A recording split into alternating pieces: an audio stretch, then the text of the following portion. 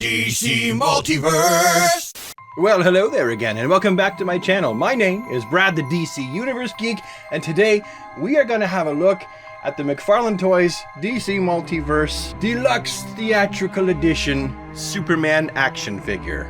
The box art for these, though fairly typical in nature, also definitely has its own kind of look to it, due to the changes in where the logo is on the front and the shiny blue to take place of the regular blue. On the side of the box, we have an image of Superman, and this is really cool. When you turn it sideways, you can see that Superman actually appears in the name Superman. I think that is fantastic. And in the back, we have a fantastic piece of Superman and Krypto artwork. Now, because this is the deluxe version and not the regular version of Superman, we get a total of 4 interchangeable faceplates. We get a regular one, and then another regular one, I guess, and then one that looks sort of pensive and annoyed, and the one that looks downright pissed off because he's got heat vision eyes. We also get 2 extra interchangeable flight hands on top of the punchy fist and the throat grabby hand. We get the cute little pack-in of Krypto,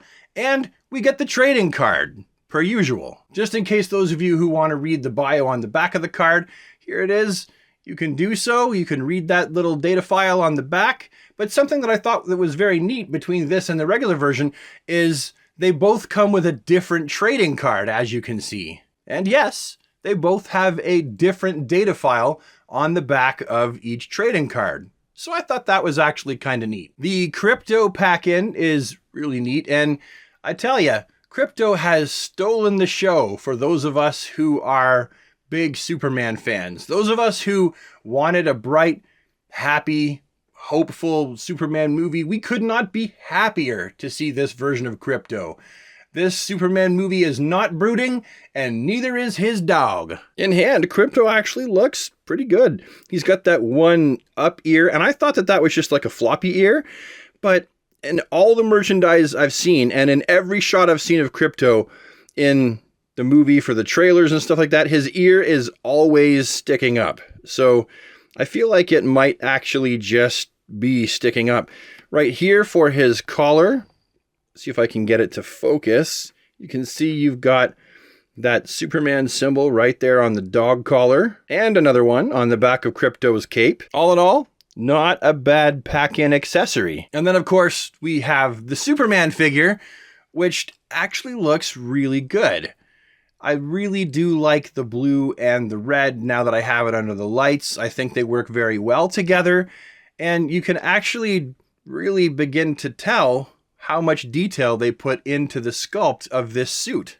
As far as I'm concerned, there really is a lot to like about this Superman figure. Like all of the textured detail all over Superman's suit, the entirety of the suit, they've really tried to mimic the fabric, the texture of the fabric. And I really appreciate the view that we get of all of the line work in Superman's new suit.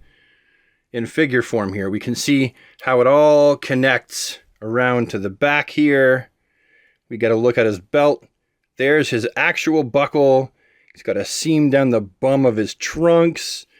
Yeah, this is fantastic as far as getting a nice close-up view of what the supersuit is going to look like as of July 11th in theaters. Here's a closer look at the Superman symbol on his chest here, that yellow and red version of a Kingdom Come Superman S. You guys all know my thoughts at home. I would have rather this been an actual S. That's my only real critique with this suit, is I wish that that was a little bit different. As we can see, this Superman does have a cloth goods cape, and it fits right into the neckline right there. I like how they've done this. I like how they've attached it, because it can't go into the neckline like a regular Superman cloth goods cape. Like, obviously doing something like this is completely out of the question. And so they went with this as their answer, and I think that it is a pretty good answer to that problem. And being that it's a cloth goods cape from McFarlane, it's also, as we're seeing a lot more these days, wired. So that's nice. It's going to have a little bit of posability. Don't expect there to be wires along the bottom, because there are not. But as I'm sure you've seen, we do have the Superman logo on the back of this cape. Here is a look at David Corenswet's Superman with what I consider to be probably the best of the face plates that fit on this figure. I think that this looks pretty good. Here is a look at the faceplate that came on his noggin, and I took it off because I didn't like it quite as much, because this eye right here just looks a little bit weird in comparison to the other one on the left-hand side. Here is his angry looking, more pensive fighting face. You can tell by the furrowed brow there, the little lines, above and between his eyebrows. And here is a closer look at his heat vision faceplate. Not too bad either. I probably won't keep this one on the body either. I'm probably going to put it back to the one that I had it on when I first started the video. Here is the David Corenswet Superman action figure next to the Spin Master 6-inch David Corenswet. Here he is next to the regular release of the David Corenswet Superman figure from McFarlane Toys, the one without the cloth goods cape, and it only comes with the one faceplate. That's right, I said faceplate, because it doesn't have a different head sculpt. It has just one faceplate that's been glued onto the head. So it doesn't have a new head sculpt.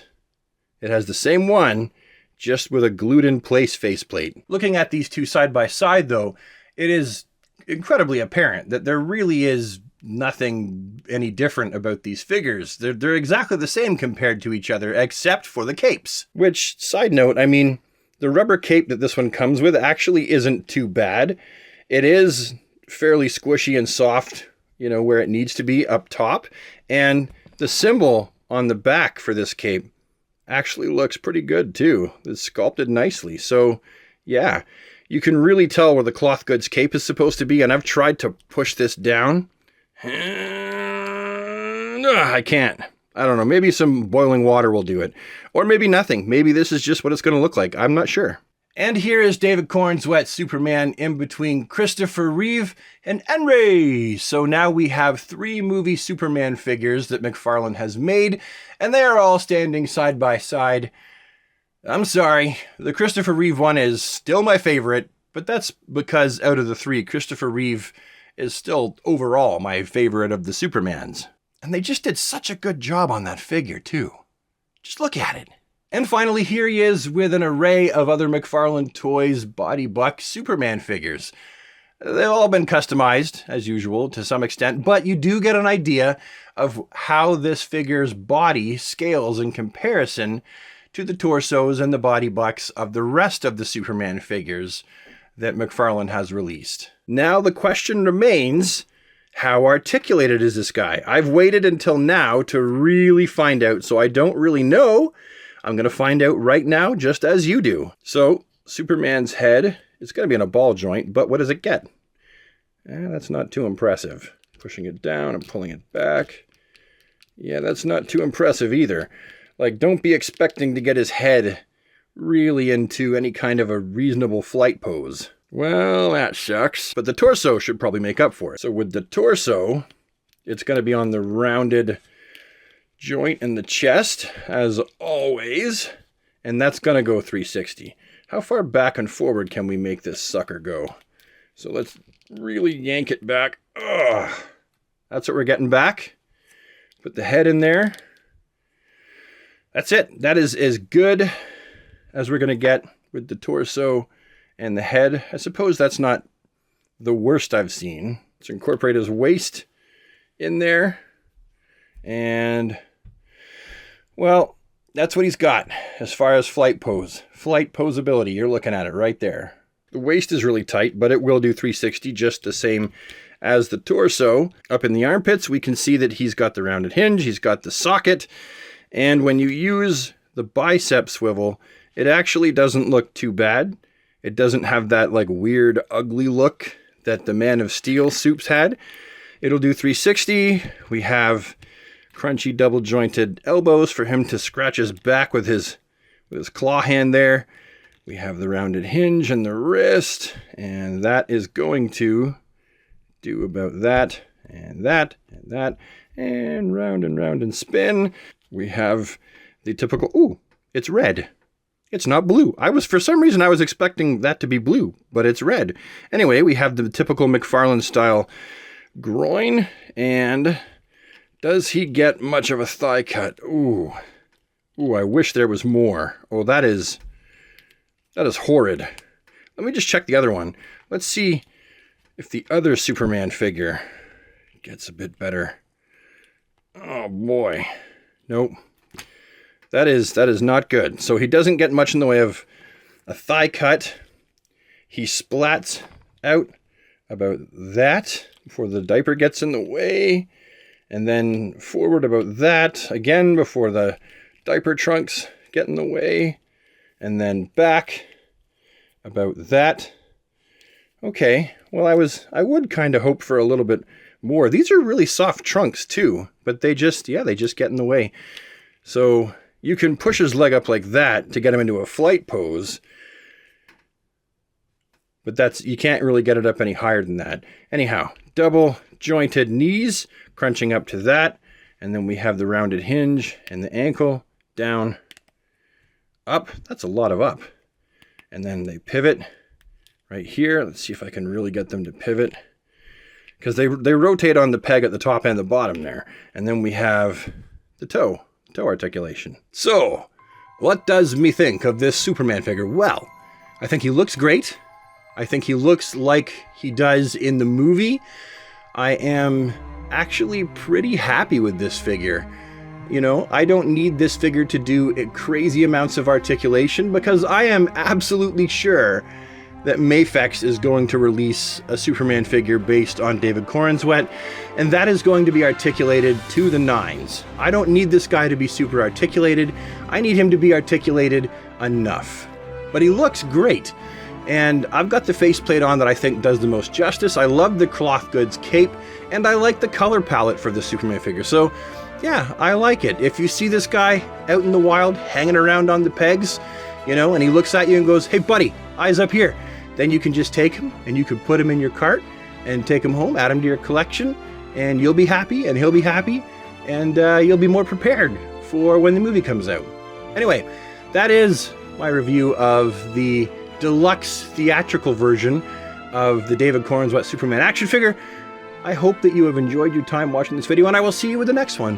Have a DC day, everybody, and please take care.